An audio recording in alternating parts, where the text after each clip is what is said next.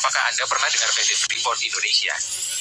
Ya, perusahaan tambang tembaga dan emas terbesar di Indonesia, yang punya wilayah konsesi di bumi Papua. Perusahaan ini mendapatkan persetujuan kontrak karya pada tahun 1976 silam, hanya beberapa bulan setelah Soeharto menjadi Presiden Indonesia. Tapi tahukah Anda, di balik cerita persetujuan kontrak karya tersebut, terdapat sebuah kisah konspirasi yang panjang dan alot. Seperti apa kisahnya? Jika kita buka sejarah Indonesia, dan cuplikan beberapa peristiwa dunia di era sebelum 1970-an, maka bisa jadi, di belakang rentetan peristiwa di masa lampau itu, kita akan menyebut sebuah nama yang sama, yaitu Freeport. Pasca menang di Perang Dunia Kedua, Belanda yang bergabung dengan sekutu, hendak kembali ke Indonesia sebagai penguasa. Namun, bekas wilayah jajahannya itu, ternyata telah memproklamirkan diri sebagai negara merdeka. Belanda tidak rela. Selama periode 1945 hingga 1949, dengan kekuatan militernya, Belanda bercokol kembali di beberapa wilayah Indonesia, tentunya dibarengi dengan rentetan perlawanan sengit dari rakyat Indonesia. Konferensi Meja Bundar di Den Haag pada 2 September 1949 menjadi ujung dari kekuasaan Belanda di Indonesia.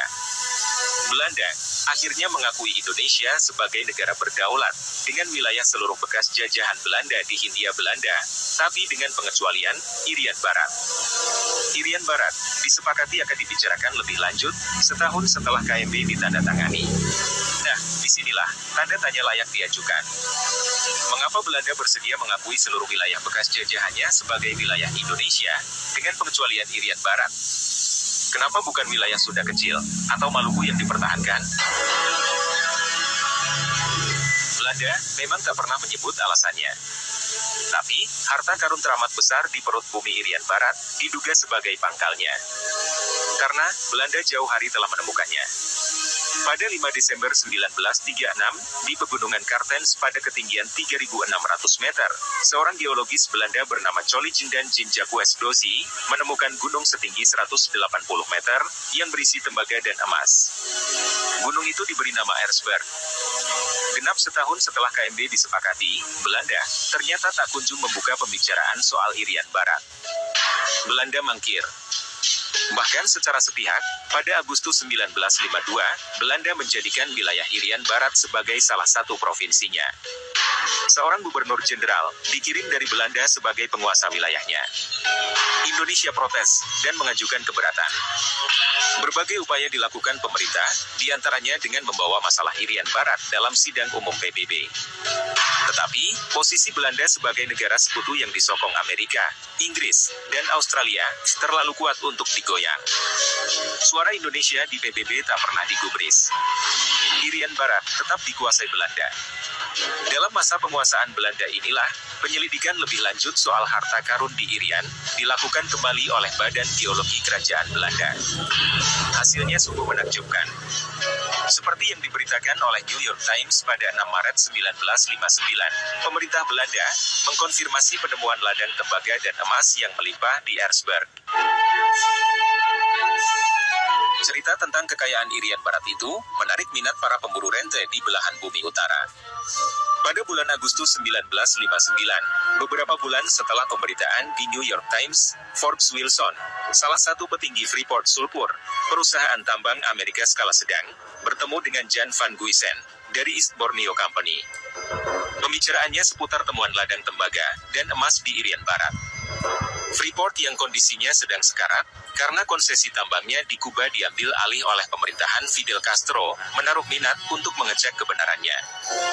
Forbes Wilson yang berkunjung ke Irian tak lama berselang, girang tak kepalang, saat menginjakan kakinya di Erzberg.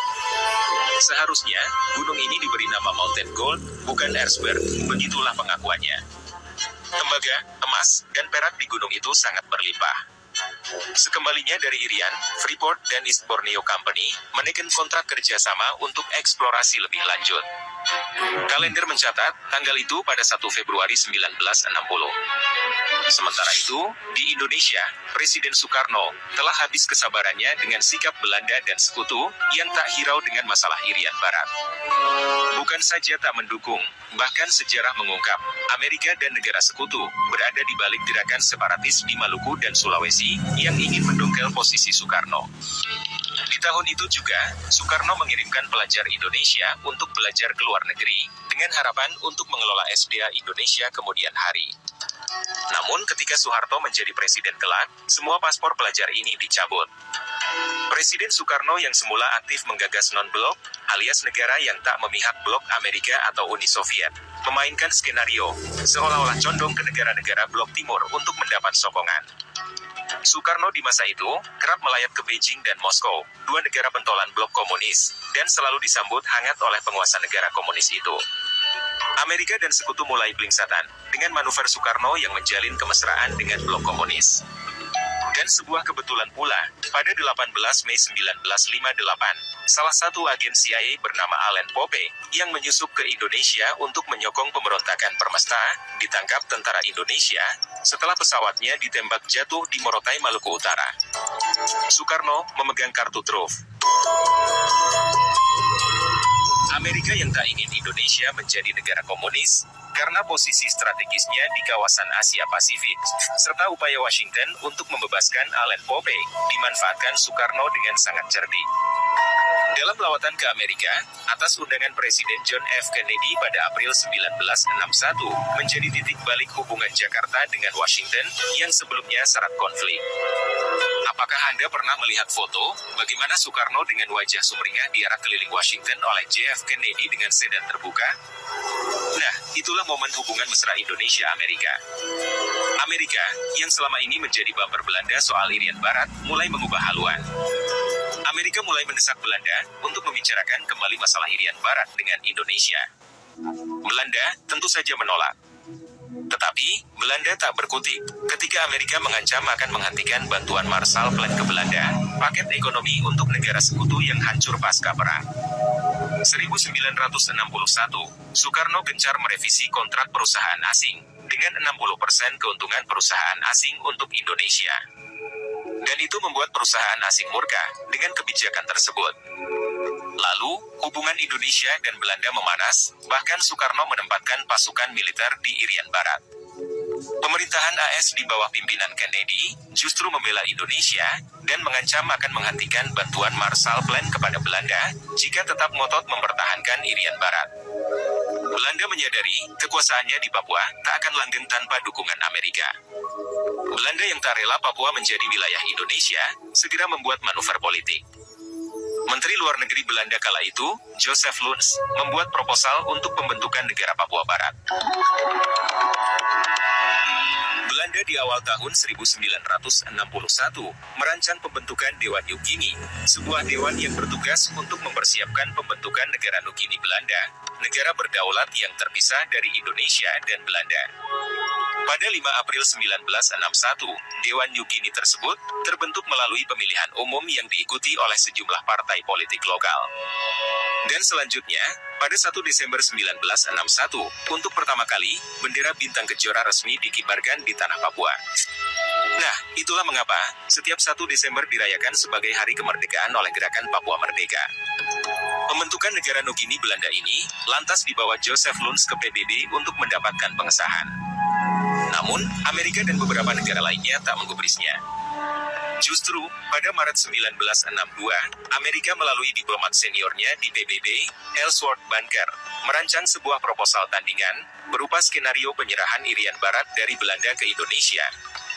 Belanda yang mangkir dari meja perundingan sejak KMB tahun 1949, tak bisa melawan kehendak Amerika. Di depan Amerika, pada 15 Agustus 1962, Belanda dan Indonesia akhirnya menandatangani perjanjian New York, yang berisi kesepakatan penyerahan Irian Barat ke Indonesia secara bertahap. Perjanjian ini memang punya sejumlah klausul persyaratan, salah satunya akan dilaksanakannya penentuan pendapat rakyat PEPRA pada tahun 1969, yaitu suatu jejak pendapat yang melibatkan seluruh rakyat Papua untuk menentukan apakah mereka ingin menjadi bagian NKRI atau berdiri sebagai negara sendiri. Kesepakatan New York ini membuat petinggi Freeport geram tak kepalang. Rencana yang sudah dibangun dengan East Borneo Company, perusahaan Taipan Belanda itu, buyar di tengah jalan. Peluang untuk menggarap Erzberg seolah tertutup rapat. Setelah pada 1 Mei 1963, Irian Barat resmi berbendera merah putih dan berganti nama menjadi Provinsi Irian Jaya. Tapi, masa bulan madu Soekarno dan JF Kennedy hanya seumur jagung. Petinggi Freeport dan petinggi perusahaan asing merasa geram setelah mengetahui John F. Kennedy menawarkan paket bantuan ekonomi ke Indonesia, 11 juta USD, dengan melibatkan IMF dan Bank Dunia. Awalnya memang terjadi perbedaan pendapat di Senat AS, namun pada 19 November 1963, JFK menyetujui paket bantuan khusus untuk Indonesia. 3 hari kemudian, pada 22 November 1963, Presiden Kennedy ditembak mati oleh sebuah konspirasi, yang hingga detik ini belum terungkap motifnya. Lalu, pengganti JFK, ialah Lyndon B. Johnson, yang kemudian membatalkan paket bantuan khusus untuk Indonesia, yang telah disetujui oleh Presiden sebelumnya. Salah seorang di balik keberhasilan Johnson dalam kampanye Presiden AS, ialah Augustus Chelong, yang merupakan petinggi direksi Freeport, dan Chelong juga pemimpin di Texas Company serta Chalters. Long juga diakini salah satu tokoh perancang kudeta terhadap Soekarno yang dilakukan AS, dengan menggerakkan perwira Angkatan Darat Indonesia, yang disebut Long sebagai Our Local Army Friends. Karena Long tidak suka dengan kebijakan Soekarno pada 1961, tentang merevisi perusahaan asing dan 60% keuntungan untuk Indonesia. Kudeta Soekarno benar-benar terjadi, dengan memelintir dan menyalahartikan Super Semar 1966 yang dibuat Soekarno, berisi memberi mandat untuk mengatasi keadaan negara yang kacau balau kepada Soeharto. Yang diartikan, justru memerintahkan Soeharto menjadi Presiden RI. Balik lagi ke tanah air, Soekarno tengah terlibat konfrontasi dengan Malaysia terkait wilayah Kalimantan, yang dituding oleh Soekarno akan dijadikan negara boneka Inggris. Jakarta meminta dukungan Amerika, tetapi Amerika di bawah Presiden Lyndon B. Johnson enggan berseteru dengan Inggris. Soekarno pun meradang.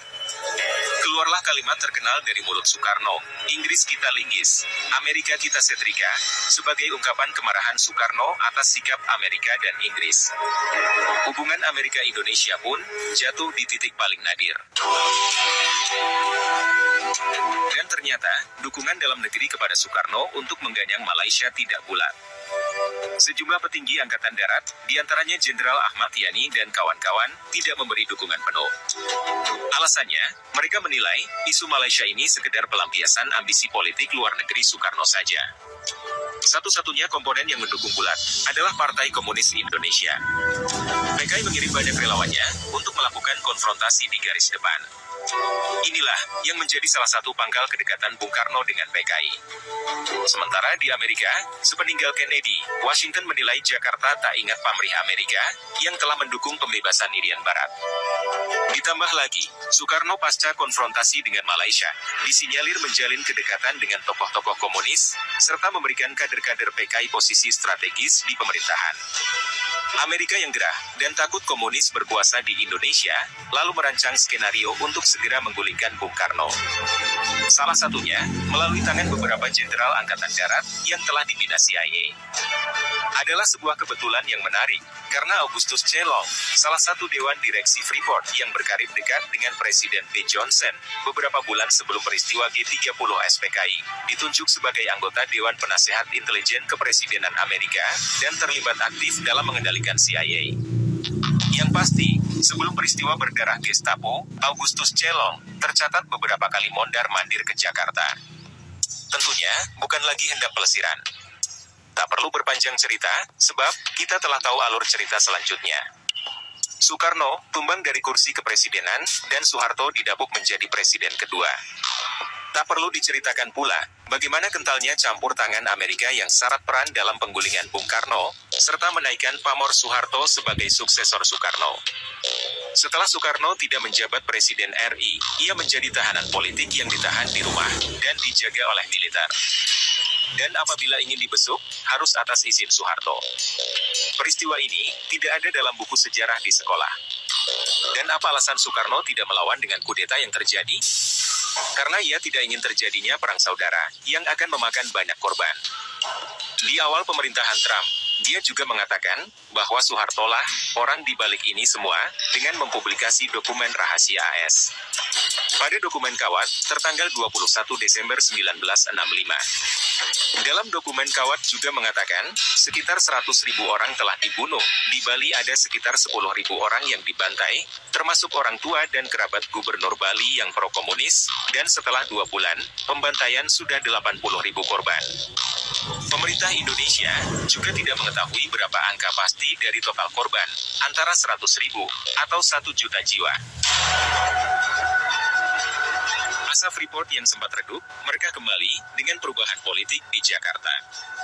Lamborghini Williams, salah satu petinggi Freeport di akhir tahun 1965, mengaku telah diminta oleh pejabat Gedung Putih untuk bersiap-siap masuk ke Irian Jaya, padahal saat itu Soekarno masih sebagai RI 1. Tapi, Freeport sepertinya sudah membaca arah politik di Jakarta. Freeport bergerak cepat dengan memakai jalur lobi yang telah dibangun oleh Augustus Celok. Melalui tangan Ibnu Sutowo dan Julius Tahija, Freeport menginisiasi pertemuan di Jenewa, Swiss, untuk merancang peraturan yang mengubah kebijakan Indonesia, yang sebelumnya anti terhadap penanaman modal asing. Konsep dan naskah dari peraturan itu, didikte dan dinarasikan oleh Rockefeller, konglomerat adidaya Amerika. Peraturan itu berhasil disusun dalam waktu yang sangat singkat, dan disahkan menjadi undang-undang pertama di tahun 1967. Yaitu, UU Nomor 1 Tahun 1967, tentang penanaman modal asing, yang notabene disusun dan dibuat nun jauh di Jenewa. Pasca Soeharto diangkat sebagai pejabat presiden pada 12 Maret 1967, yang menandai tonggak berdirinya Orde Baru, Soeharto berkan Undang-Undang Pokok Pertambangan Nomor 11 Tahun 1967, sebagai payung kegiatan pertambangan yang dibutuhkan Freeport untuk menginjakan kaki di Irian Jaya. Tapi sebelumnya, pada 7 April 1967, Freeport telah mendirikan usaha berbadan hukum Indonesia dengan nama PT Freeport Indonesia. Dan itu artinya, PT FI adalah perusahaan asing pertama yang didirikan pasca Bung Karno lengser. Freeport sepertinya sudah disediakan payung, bahkan ketika hujan belum turun. Dan akhirnya, di penghujung tahun 1967, salah satu cuplikan dalam sejarah Indonesia tercatatkan, pemerintah Indonesia menandatangani kontrak karya pertama, yang menyerahkan hak kelola sumber daya alam di Irian Jaya kepada Freeport. Berbekal kakak itulah, PT FI mulai menanamkan investasi yang sangat besar di bumi Papua. Timika yang kala itu hutan belantara, mulai disulap menjadi kota tambang, yang dihuni ribuan orang dari berbagai warna kulit dan suku bangsa. Oh iya, yang menjadi salah satu klausul dalam perjanjian New York. Pemerintah Indonesia, dengan didukung oleh perwakilan staf PBB, mengadakan pepera pada tahun 1969. Namun dengan beberapa alasan, pepera ini tidak diikuti oleh seluruh warga Papua, tetapi melalui sistem perwakilan. Hasil pepera telah kita ketahui bersama, bahwa mayoritas perwakilan rakyat Papua setuju untuk bergabung dengan NKRI. Hasil pepera ini segera dibawa ke sidang PBB untuk disahkan. Namun, banyak suara sumbang yang mempertanyakan pelaksanaan dan hasil pepera. Beberapa negara dan perwakilan PBB menuding ada intimidasi, mobilisasi, dan kecurangan yang dilakukan oleh pemerintah Indonesia dalam jajak pendapat tersebut. Selain itu, sistem perwakilan yang digunakan dalam jejak pendapat itu dianggap menyalahi klausul dalam perjanjian New York, karena tak menggunakan prinsip one man one vote. Tapi Anda perlu tahu, siapa negara di barisan paling depan yang membela Indonesia, dan mendukung hasil pepera di Papua. Anda layak tahu, Amerika lah negara yang baik hati itu. Dan Anda mungkin perlu tahu, mengapa Amerika begitu gigih membela Indonesia kala itu. Saya menduga, salah satunya, karena Freeport telah memegang kunci emas dan tembaga di tanah Papua. Dengan dukungan penuh Amerika, hasil pepera itu disahkan oleh PBB, kendati tidak dengan suara bulat. Dan sejak saat itu, Papua pun disahkan sebagai wilayah NKRI, walaupun sekelompok pihak yang menyatakan diri sebagai GPM, tak pernah mengakui hasil itu, dan memilih untuk angkat senjata melawan pemerintah. Begitulah, gunung emas yang bernilai miliaran dolar Amerika itu, dan didaulat sebagai salah satu tambang emas, tembaga, dan perak terbesar di dunia, menjadi pundi-pundi kekayaan Freeport hingga detik ini.